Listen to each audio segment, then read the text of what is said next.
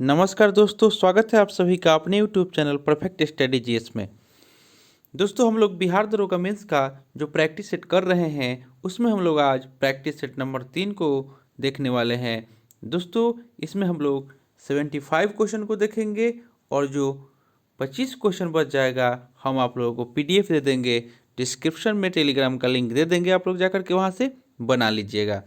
दोस्तों, आपसे एक रिक्वेस्ट है कि अभी तक आप हमारे चैनल को सब्सक्राइब नहीं किए हैं तो इसे सब्सक्राइब कर लें, इसे ज़्यादा से ज़्यादा लाइक करें, दोस्तों में शेयर करें फेसबुक, व्हाट्सएप, टेलीग्राम के माध्यम से। तो चलिए दोस्तों, स्टार्ट करते हैं आज का प्रैक्टिस सेट।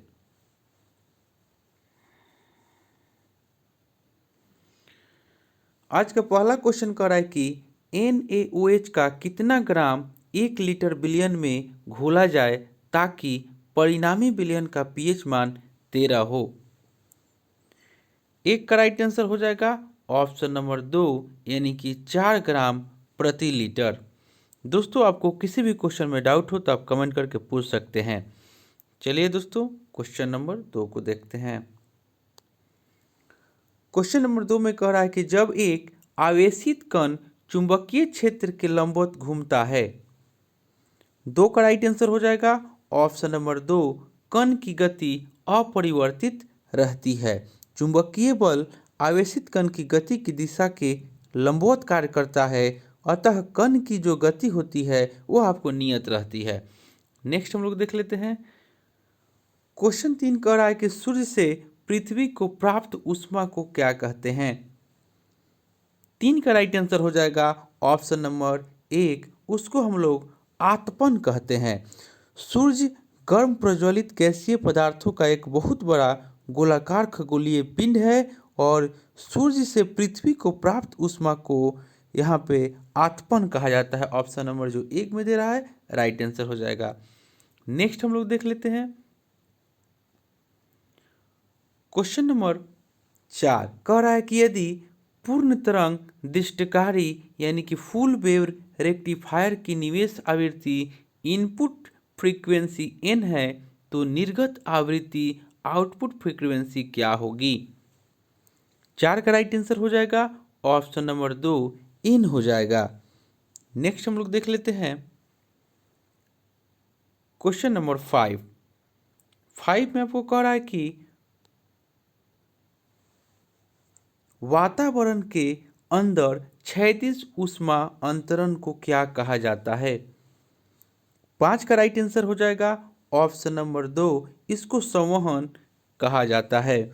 वातावरण के अंदर क्षैतिज ऊष्मा अंतरण को संवहन कहा जाता है।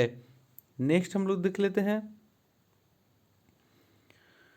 क्वेश्चन 6 कह रहा है कि चमगादड़ निम्नलिखित में से किस कारण से अंधेरे में उड़ सकते हैं।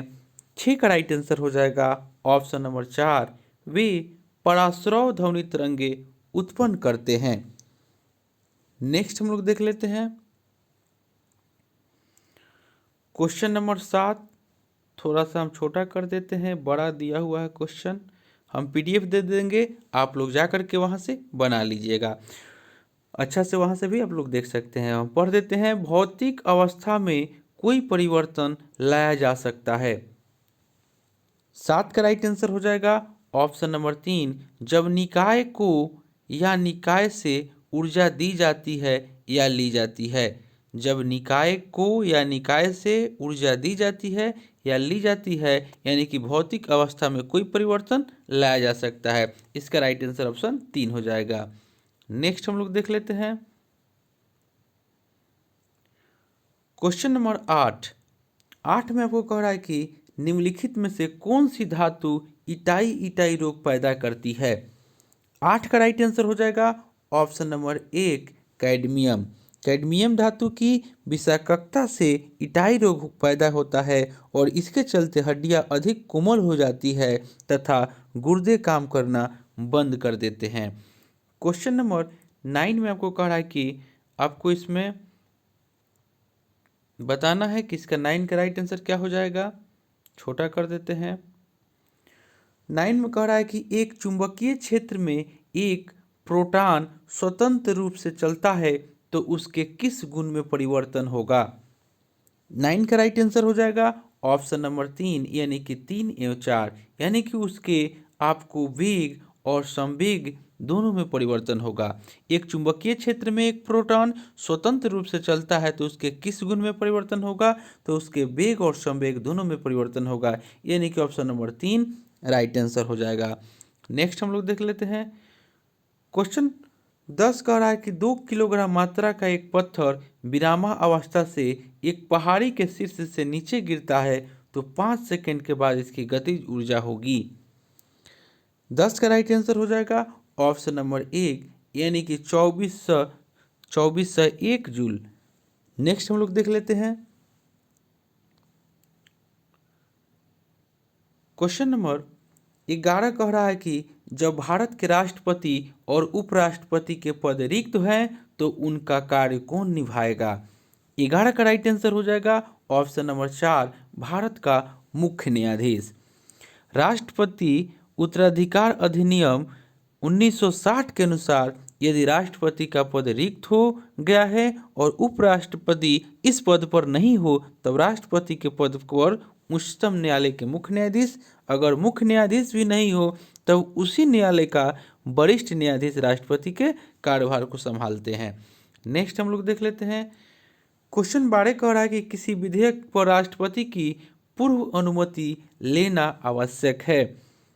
12 का राइट आंसर हो जाएगा ऑप्शन नंबर 3 यानी कि दोनों, यानी कि धन विधेयक और वित्तीय विधेयक जो है इस पर राष्ट्रपति की पूर्व अनुमति लेना आवश्यक है। नेक्स्ट देख लेते हैं क्वेश्चन 13 कह रहा है कि राष्ट्रपति लोकसभा के 2 सदस्यों में निम्न को प्रतिनिधित्व देने के लिए नामित कर सकता है। 13 का राइट आंसर हो जाएगा ऑप्शन नंबर 1 यानी कि एंग्लो इंडियन। लेकिन लोकसभा में जो 2 सदस्यों को चुना जाता था उसको अब समाप्त कर दिया गया है। नेक्स्ट हम लोग देख लेते हैं क्वेश्चन नंबर 14 में हमको पूछ रहा है कि मंत्रिपरिषद का गठन किसकी नियुक्ति के साथ आरंभ हो जाता है। 14 का राइट आंसर हो जाएगा ऑप्शन नंबर 3 प्रधानमंत्री। प्रधानमंत्री की नियुक्ति के बाद मंत्रिपरिषद का गठन जो है वह आरंभ हो जाता है। नेक्स्ट हम लोग देख लेते हैं क्वेश्चन नंबर 15 में कह रहा है कि निम्न में से कौन सा मौलिक अधिकार विदेशियों को भी प्राप्त है। 15 का राइट आंसर हो जाएगा ऑप्शन नंबर 3 यानी कि जीवन और व्यक्तिगत स्वतंत्रता की सुरक्षा का अधिकार जो है वह आपको विदेशियों को भी प्राप्त है। और मौलिक अधिकार जो है वह संविधान के भाग 3 में है और यह अमेरिका के संविधान से लिया गया है।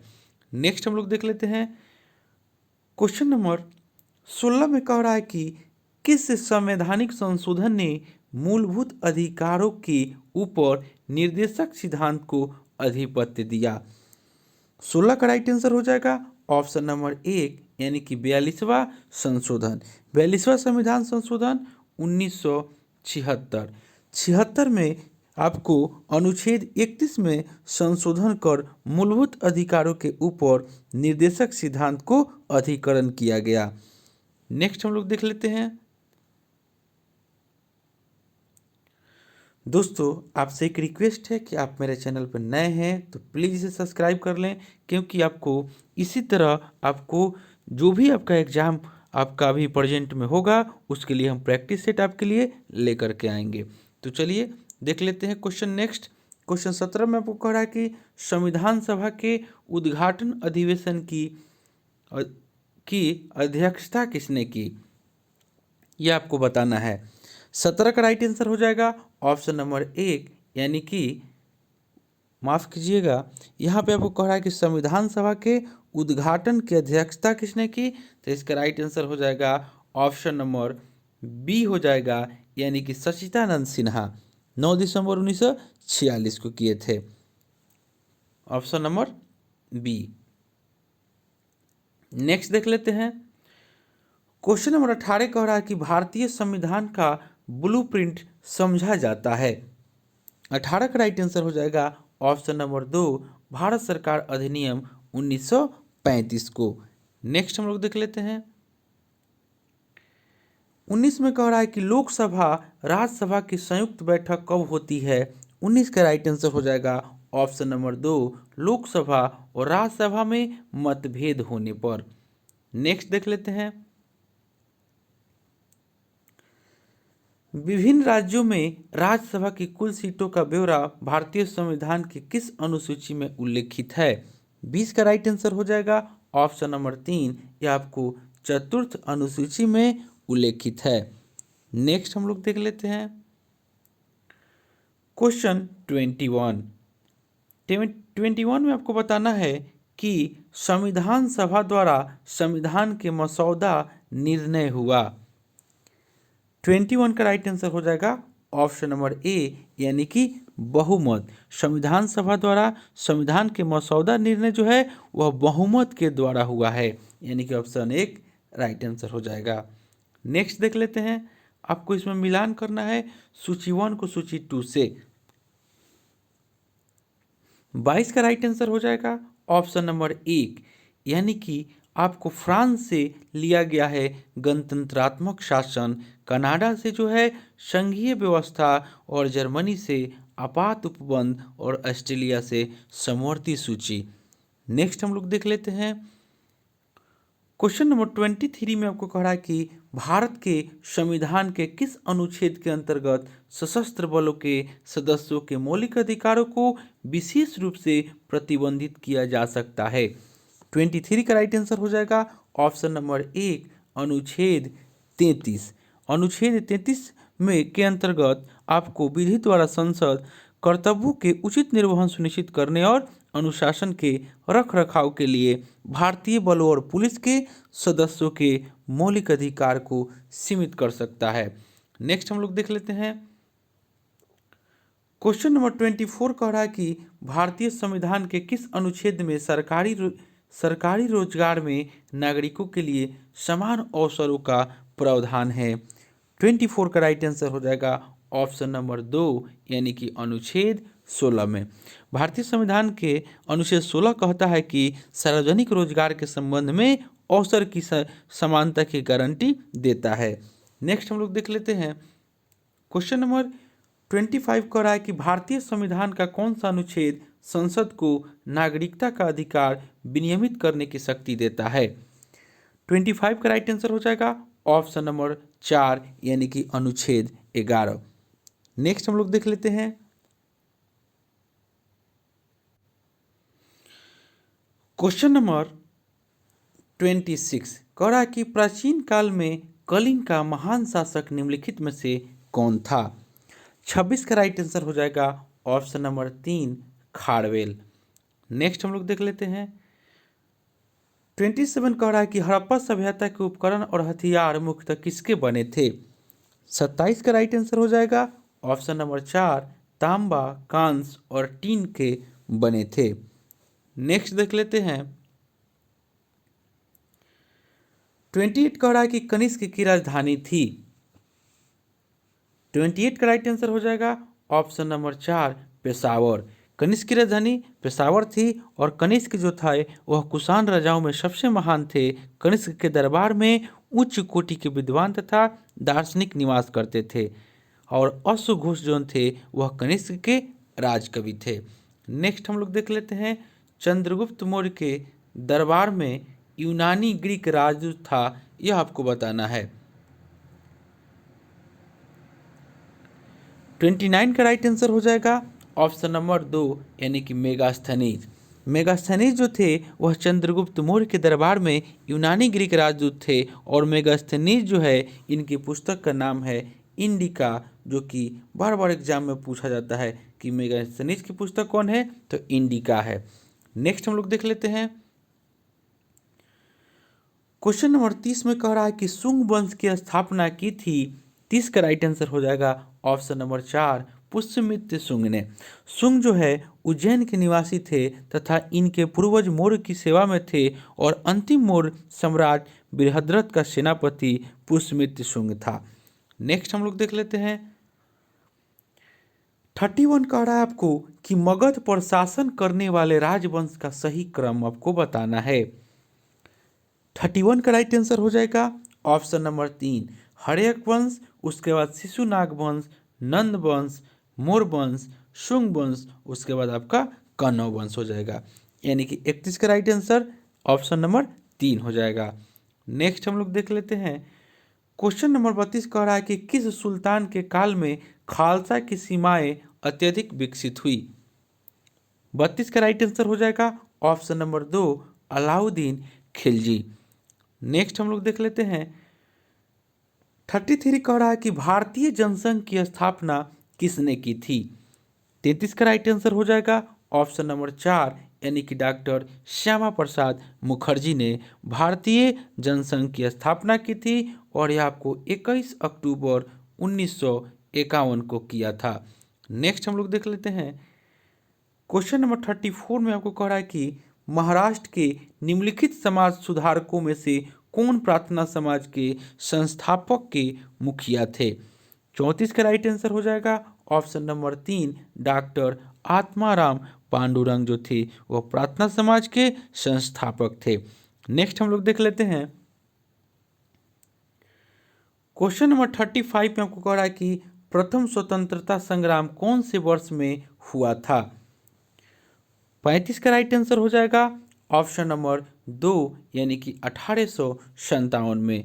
प्रथम स्वतंत्रता संग्राम 1857 में हुआ था और डिजरायली ने इसे राष्ट्रीय विद्रोह कहा और इतिहासकार अशोक मेहता ने अपनी पुस्तक द ग्रेट रिविलियन में इसे राष्ट्रीय विद्रोह कहा था। नेक्स्ट हम लोग देख लेते हैं। क्वेश्चन नंबर 36 कह रहा है कि मध्यकाल में पटना का नवनिर्माण किसने करवाया था। 36 का राइट आंसर हो जाएगा ऑप्शन नंबर 3 यानी कि शेर शाह ने करवाया था। दोस्तों इससे पहले हम लोग 2 प्रैक्टिस सेट कर चुके हैं।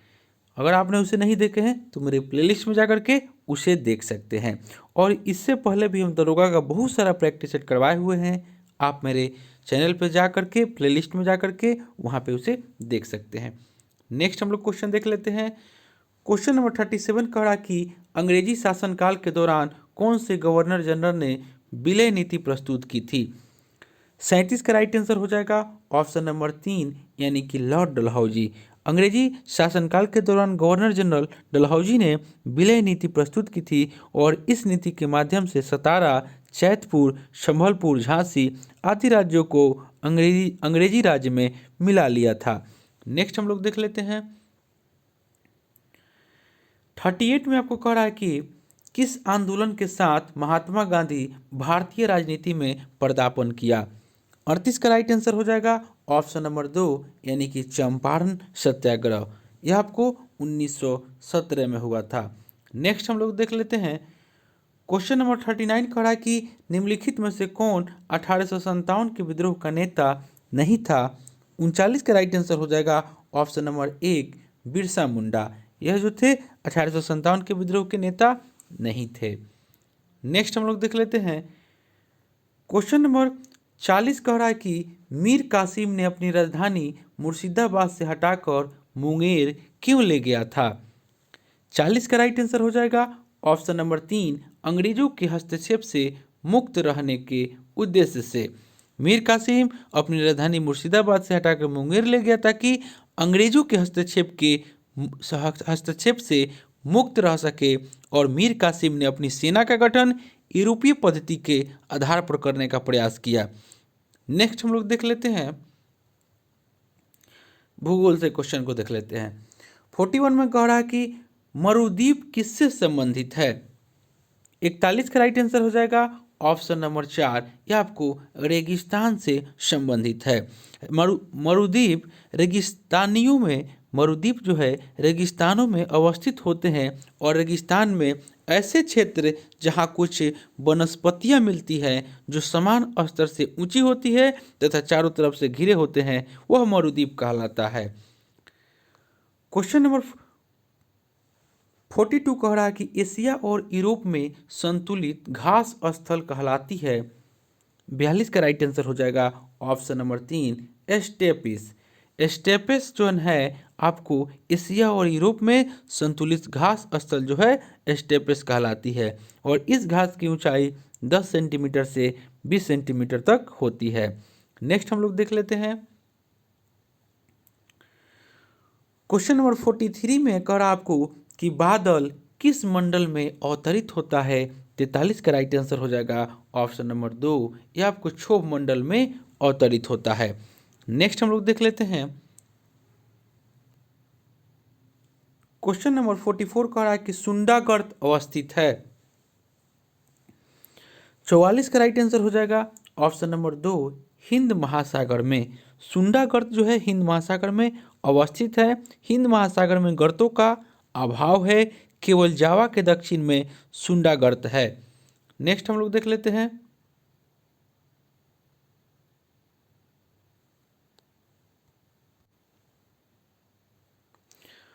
44 का राइट आंसर ऑप्शन नंबर 2 यानी हिंद महासागर। नेक्स्ट हम लोग देख लेते हैं क्वेश्चन नंबर 45 में आपको कह रहा है कि क्षेत्रफल की दृष्टि से बिहार के सर्वाधिक बड़े जिले के समूह को अवरोही क्रम या घटते क्रम में कौन सा है बताना है। थोड़ा सा इसमें हम आपको पढ़ के बता देंगे, आप लोग समझ जाइएगा। 45 का राइट आंसर हो जाएगा ऑप्शन नंबर 1, गया, पश्चिम चंपारण और पूर्वी चंपारण, उसके बाद आपको रोहतास हो जाएगा। यह आपको क्षेत्रफल की दृष्टि से बिहार के सर्वाधिक बड़े जिले का समूह है। नेक्स्ट हम लोग देख लेते हैं क्वेश्चन नंबर 46 में आपको कह रहा है कि बिहार के किस जिले में ग्रेनाइट पत्थर पाया जाता है। 46 का राइट आंसर हो जाएगा ऑप्शन नंबर 4 यानी कि उपयुक्त सभी जमुई, मुंगेर और बांका में आपको है ग्रेनाइट पत्थर पाए जाते हैं। नेक्स्ट हम लोग देख लेते हैं क्वेश्चन नंबर 47 में कह रहा है कि कौन सा देश सदर्न रोडेशिया के नाम से जाना जाता है।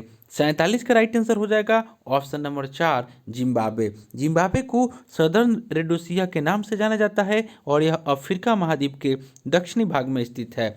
नेक्स्ट हम लोग देख लेते हैं क्वेश्चन नंबर 48 आपको कह रहा है कि भारतीय मानक समय आधारित है। 48 का राइट आंसर हो जाएगा ऑप्शन नंबर 2 यानी कि 82 डिग्री 30 से पूर्वी देशांतर पर।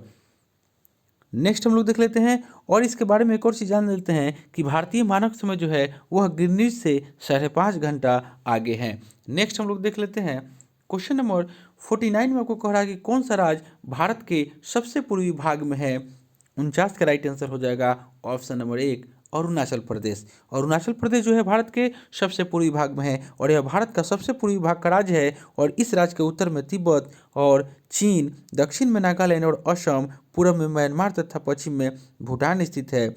नेक्स्ट हम लोग देख लेते हैं क्वेश्चन नंबर 50 में कह रहा है कि निम्नलिखित में से कौन सा देश नाथुला दर्रा के पार है। 50 का राइट आंसर हो जाएगा ऑप्शन नंबर 4 चीन। चीन जो है नाथुला दर्रा के पार है। नाथुला दर्रा के दूसरे तरफ चीन है। नाथुला दर्रा जो है वह सिक्किम राज्य के डोगेक्या श्रेणी में स्थित है और दार्जिलिंग तथा चुम्बी घाटी जोन है वह आपको तिब्बत जाने का मार्ग इसी दर्रे में है। नेक्स्ट हम लोग देख लेते हैं 51 में कह रहा है कि भारत में निम्नलिखित में से किस वर्ष में वन्य जीव संरक्षण अधिनियम लागू किया गया। 51 का राइट आंसर हो जाएगा ऑप्शन नंबर 1 1972 में। नेक्स्ट देख लेते हैं क्वेश्चन नंबर 52 कह रहा है कि चीनी प्रौद्योगिकी का भारतीय संस्थान स्थित है। 52 का राइट आंसर हो जाएगा ऑप्शन नंबर 2 कानपुर में। नेक्स्ट देख लेते हैं क्वेश्चन 53 कह रहा है कि भारत में सबसे अधिक गेहूं उत्पादक राज्य है। 53 का राइट आंसर हो जाएगा ऑप्शन नंबर 3 उत्तर प्रदेश। भारत में सर्वाधिक गेहूं का उत्पादन उत्तर प्रदेश करता है। उत्तर प्रदेश भारत का 30% गेहूं उत्पादित करता है और गेहूं के अंतर्गत इसका आधा क्षेत्रफल गंगा और घाघरा नदियों के बीच का क्षेत्र आता है। नेक्स्ट हम लोग देख लेते हैं क्वेश्चन नंबर 54 कह रहा है कि भारत की सर्वोच्च पर्वत चोटी है। 54 का राइट आंसर हो जाएगा ऑप्शन नंबर 3 यानी कि गाडविन आस्टीन। भारत की सर्वोच्च पर्वत चोटी है। इसकी ऊंचाई जो है वह 8611 मीटर है और एवरेस्ट के बाद विश्व की दूसरी ऊंची चोटी है और यह काराकोरम पर्वत श्रेणी का अंग है। नेक्स्ट हम लोग देख लेते हैं क्वेश्चन 55 में कह रहा है कि निम्न में गंगा की उत्तरी सहायक नदियों में सबसे लंबी सहायक नदी कौन सी है। 55 का राइट आंसर हो जाएगा ऑप्शन नंबर 3 कोसी। कोसी जो है वह गंगा की उत्तरी सहायक नदियों की सबसे बड़ी सहायक नदी है। इसकी लंबाई 120 किलोमीटर है। नेक्स्ट हम लोग देख लेते हैं। नेक्स्ट है 86। दोस्तों आपको 55 तक उधर दिया हुआ था जीएस, उसके बाद आपको मैथ और रीजनिंग है, इसके बाद फिर अब 86 से है। 86 में कह रहा है कि क्योटो जलवायु परिवर्तन सम्मेलन का आयोजन कब किया गया था।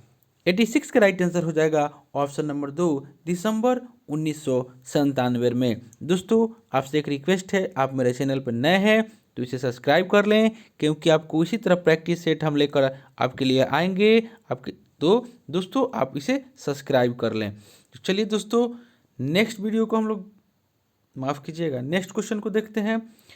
क्वेश्चन नंबर 87 कह रहा है कि डीवीडी डैश का एक उदाहरण है। 87 का राइट आंसर हो जाएगा ऑप्शन नंबर 4, यह आपको ऑप्टिकल डिस्क का उदाहरण है डीवीडी। डीवीडी को हम लोग digital optical disk storage format है, जिसका आविष्कार और विकास पानासोनिक, फिलिप्स सोनी और तोशिबा द्वारा 1995 में किया गया था। नेक्स्ट हम लोग देख लेते हैं। क्वेश्चन नंबर 88 में आपको कह रहा है कि आरबीआई के द्वारा अब तक मुद्रित बैंक नोटों में सर्वाधिक मूल्य वर्ग का नोट कौन सा है। 88 का राइट आंसर हो जाएगा ऑप्शन नंबर 2, यानी कि 10,000। भारतीय रिजर्व बैंक द्वारा अब तक मुद्रित बैंक नोटों में 10,000 का नोट सबसे अधिक मूल्य वर्ग का नोट था, जिसे 1938 में और पुनः 1954 में मुद्रित किया गया था। लेकिन इन बैंक नोटों को सर्वप्रथम जनवरी 1946 में पुनः और जनवरी 1978 में भी मुद्रित किया गया था। नेक्स्ट हम लोग देख लेते हैं क्वेश्चन नंबर 89 में कह रहा है कि निम्नलिखित में से भारत के प्रथम चंद्र मिशन का क्या नाम था। 89 का राइट आंसर हो जाएगा ऑप्शन नंबर 3, चंद्रयान प्रथम। चंद्रयान प्रथम जो है वो भारत का पहला चंद्रमा मिशन था। इसे भारतीय अंतरिक्ष अनुसंधान संगठन के द्वारा अक्टूबर 2008 में लॉन्च किया गया था और अगस्त 2009 तक परिचालित किया गया था, और चंद्रमा की मिट्टी में व्यापक स्तर पर विद्यमान जल अणुओं की खोज इसकी कई उपलब्धियों में से सबसे बड़ी उपलब्धि थी। नेक्स्ट हम लोग देख लेते हैं क्वेश्चन नंबर 90 में कह रहा है कि लोसुनंग उत्सव का आयोजन प्रतिवर्ष निम्नलिखित में से किस राज्य में किया जाता है। 90 का राइट आंसर हो जाएगा ऑप्शन नंबर 3, यह आपको उत्तर प्रदेश में किया जाता है। क्वेश्चन नंबर 91 में कह रहा है कि अनुसूचित जाति और अनुसूचित जनजाति के विद्यार्थियों को गुणवत्तापूर्ण शिक्षा प्रदान करने के लिए अन्वेष योजना सरकार द्वारा प्रारंभ की गई थी। 91 का राइट आंसर हो जाएगा ऑप्शन नंबर 2, यानी कि ओडिशा। आपको यह 21 दिसंबर 2015 को अन्वेषण योजना का शुरुआत किया गया था ओडिशा सरकार के द्वारा। नेक्स्ट हम लोग देख लेते हैं क्वेश्चन नंबर 92 में आपको कह रहा है कि निम्नलिखित आपको नृत्य शैलियों में क्या समानता है, यह आपको बताना है। निम्नलिखित नृत्य शैलियों में क्या समानता है। 92 का राइट आंसर हो जाएगा ऑप्शन नंबर 1, यानी कि कोई समानता नहीं है। भरतनाट्यम जो है वह तमिलनाडु का है, कथकली जो है वह आपको केरल का है, और कथक जो है उत्तर भारत का है, और मधुबनी जो है वह आपको बिहार का है। नेक्स्ट हम लोग देख लेते हैं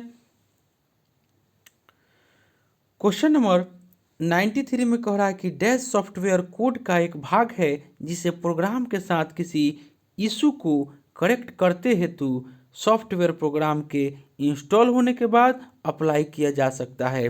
93 का राइट आंसर हो जाएगा ऑप्शन नंबर 3, पैच। पैच जो है सॉफ्टवेयर है कोड का एक भाग है जिसे प्रोग्राम के साथ किसी इशू को करेक्ट करने हेतु सॉफ्टवेयर प्रोग्राम के इंस्टॉल होने के बाद अप्लाई किया जा सकता है, यानी कि ऑप्शन नंबर 3 राइट आंसर हो जाएगा। क्वेश्चन नंबर 94 कह रहा आपको कि साहा परमाणु भौतिकी संस्थान कहाँ स्थित है। 94 का राइट आंसर हो जाएगा ऑप्शन नंबर 4, यह आपको पश्चिम बंगाल में स्थित है। नेक्स्ट हम लोग देख लेते हैं 95 कह रहा है कि इनसेट 2E को डैश से लॉन्च किया गया था। 95 का राइट आंसर हो जाएगा ऑप्शन नंबर 2, यह आपको फ्रेंच गुयाना से लॉन्च किया गया था और यह आपको 2 अप्रैल 1999 को फ्रेंच गुयाना के कोरू अंतरिक्ष केंद्र से एरियन स्पेस द्वारा लॉन्च किया गया था। नेक्स्ट हम लोग देख लेते हैं क्वेश्चन नंबर 96 कह रहा है कि रासायनिक हथियारों को निषेध करने वाले संगठन यानी संगठन ओपेक का मुख्यालय डैश में है। OPCW का मुख्यालय कहाँ है? 96 का राइट आंसर हो जाएगा ऑप्शन नंबर 1, ये आपको नीदरलैंड में है। नेक्स्ट हम लोग देख लेते हैं 97 कह रहा है कि जेनेवा 2 सम्मेलन डैश के भविष्य पर परामर्श हेतु संयुक्त राष्ट्र द्वारा आयोजित एक अंतर्राष्ट्रीय शांति सम्मेलन था। 97 का राइट आंसर हो जाएगा ऑप्शन नंबर 4 यानी कि सीरिया। जेनेवा 2 सम्मेलन सीरिया के नागरिक युद्ध को समाप्त करने के उद्देश्य के साथ सीरिया के भविष्य पर विचार विमर्श करने हेतु संयुक्त राष्ट्र के द्वारा आयोजित एक अंतर्राष्ट्रीय शांति सम्मेलन था। नेक्स्ट हम लोग देख लेते हैं 98 में कह रहा है कि 1 टेराबाइट में कितने गीगाबाइट होते हैं? 98 का राइट आंसर हो जाएगा ऑप्शन नंबर 4, 1024 आपको बाइट्स के समान होते हैं। नेक्स्ट हम लोग देख लेते हैं नेक्स्ट और अंतिम क्वेश्चन हो जाएगा आज का। कह रहा है कि कंप्यूटर के क्षेत्र में बिट से क्या तात्पर्य है?